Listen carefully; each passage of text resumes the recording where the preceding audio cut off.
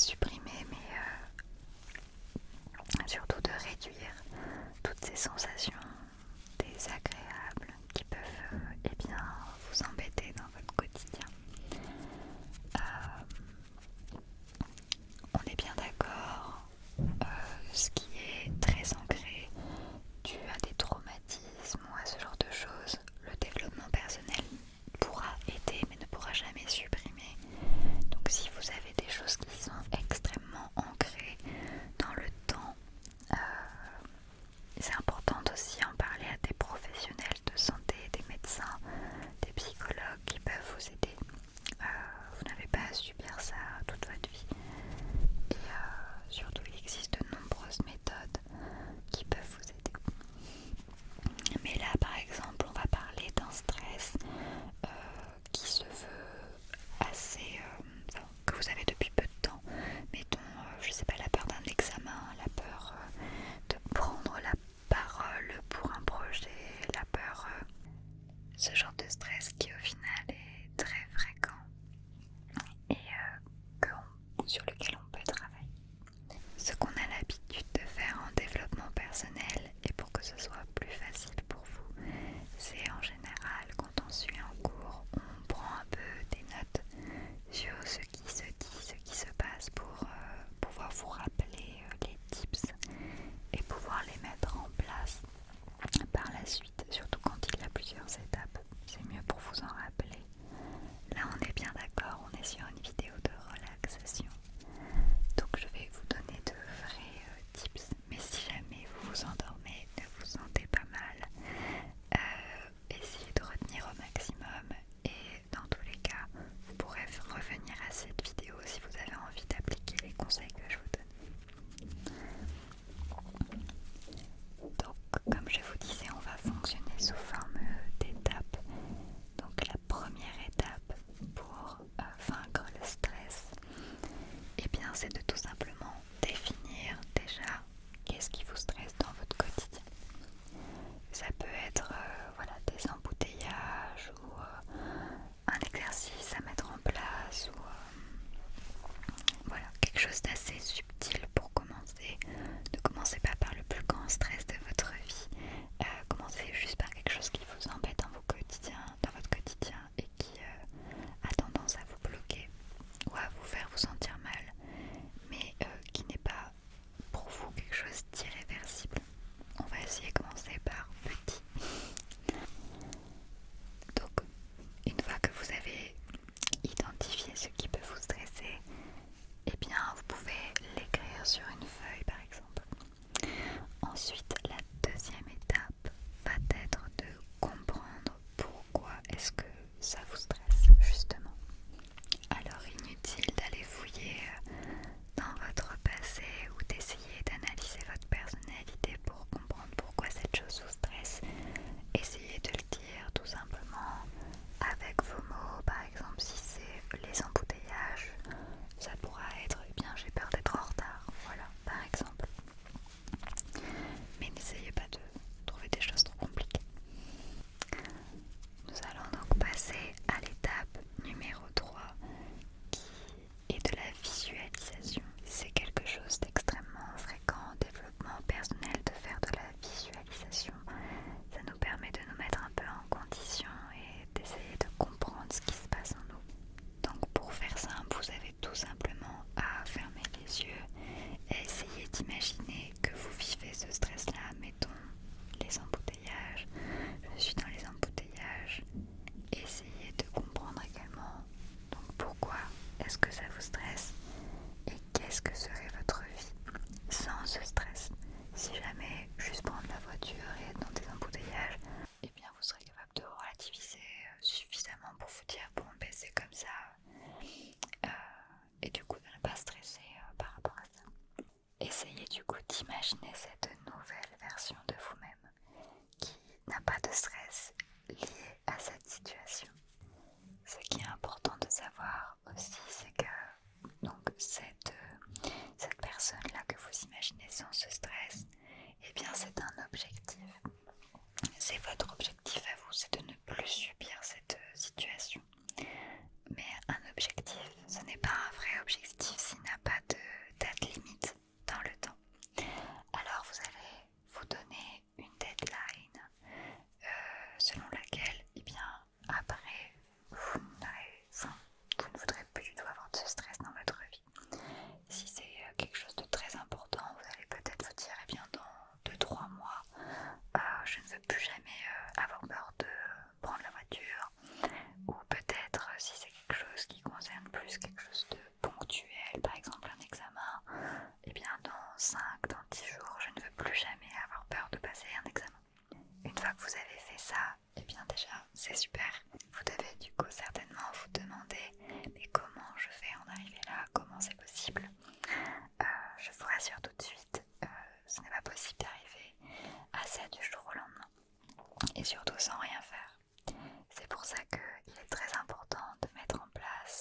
habitudes qui concernent justement ce stress afin de, en quelque sorte, l'affronter jusqu'à qu'il vous soit quelque chose de familier et qui ne vous stresse plus du tout.